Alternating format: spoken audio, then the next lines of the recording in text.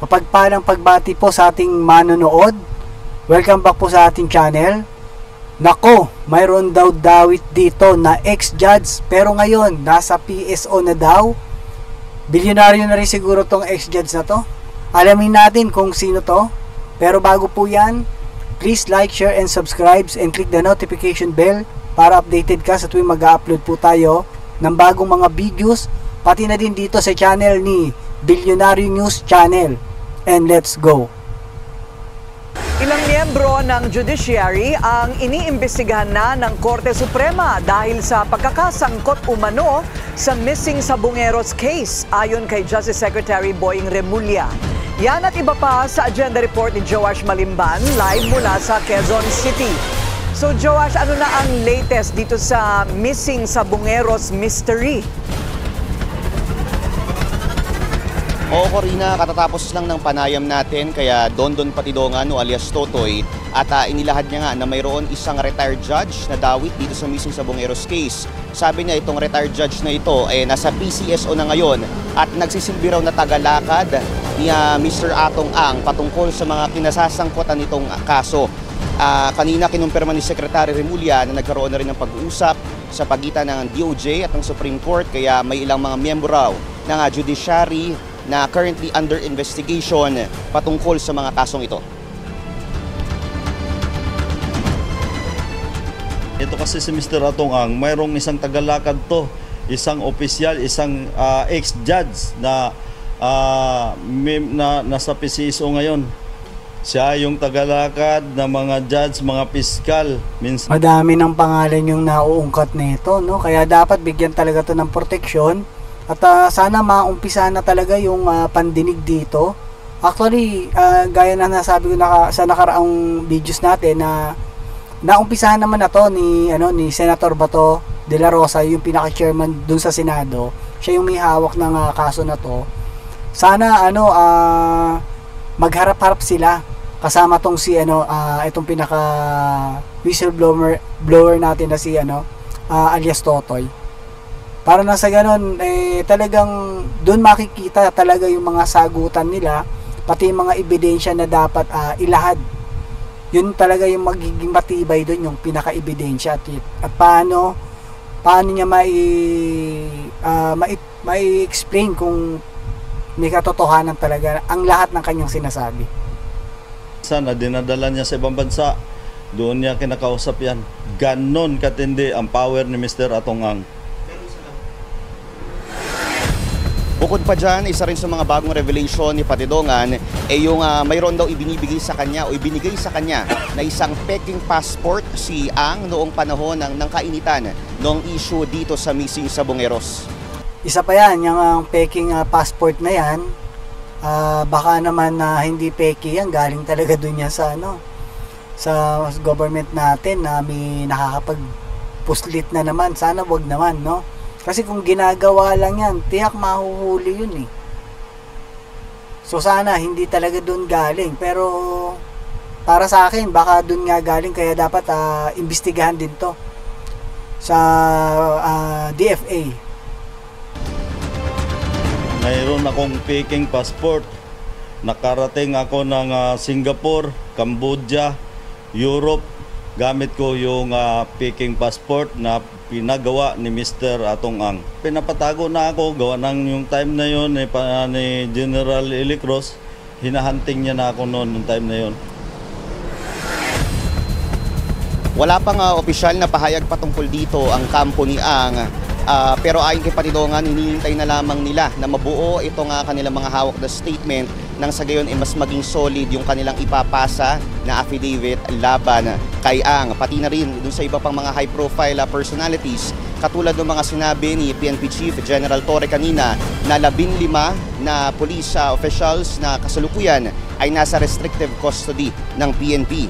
Kanina rin sinabi ni Justice Secretary Remulla na posibleng simulan na ngayong linggo yung first technical dive sa lawa ng Taal. Bagamat mayroon pa raw na kinakailangan na technical assistance. Ayan, maganda yan. Medyo malapit na pala, no? Kasi siguro ito yung kukumpleto eh.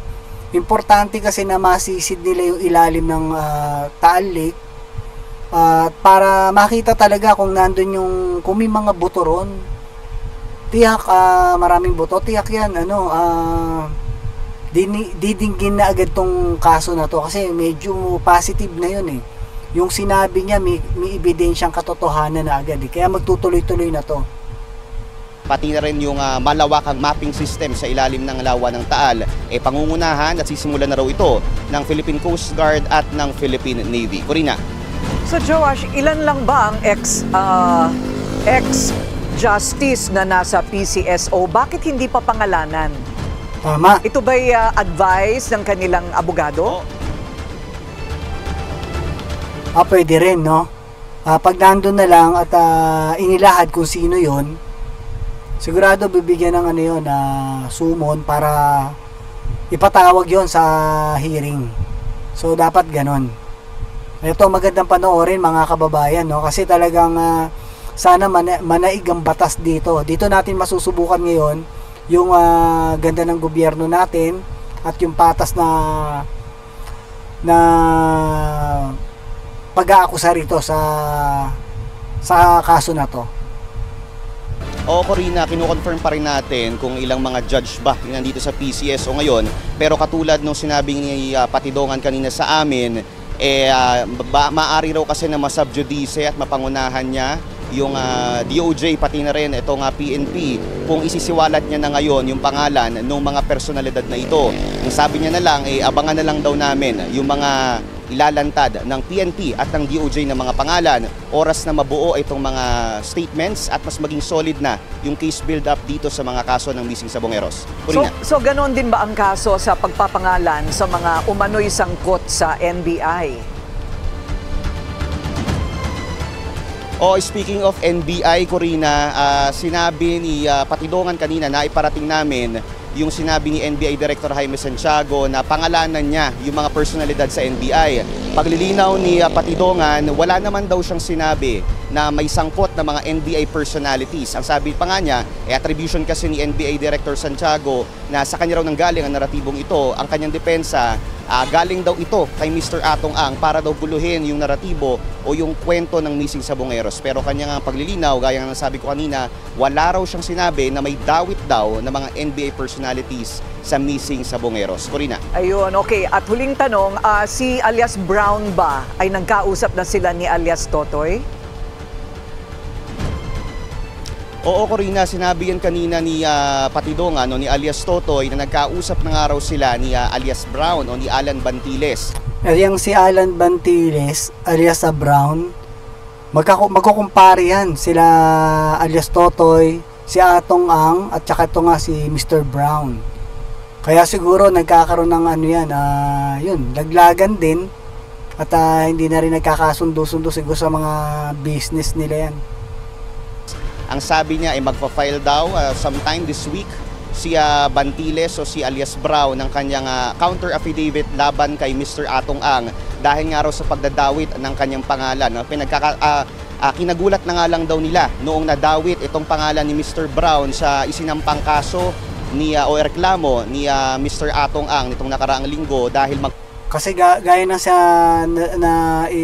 ilabas nating video nakaraan, itong si Mr. Brown, sabi ni Atong Ang, siya daw yung nakikipag-usap sa kanya or parang nakikipag-negotiate na regarding sa padalan mo na ng yung pera, ganun. So, kaya siguro ito si Mr. Atong Ang, sinampahan na rin niya ng kaso.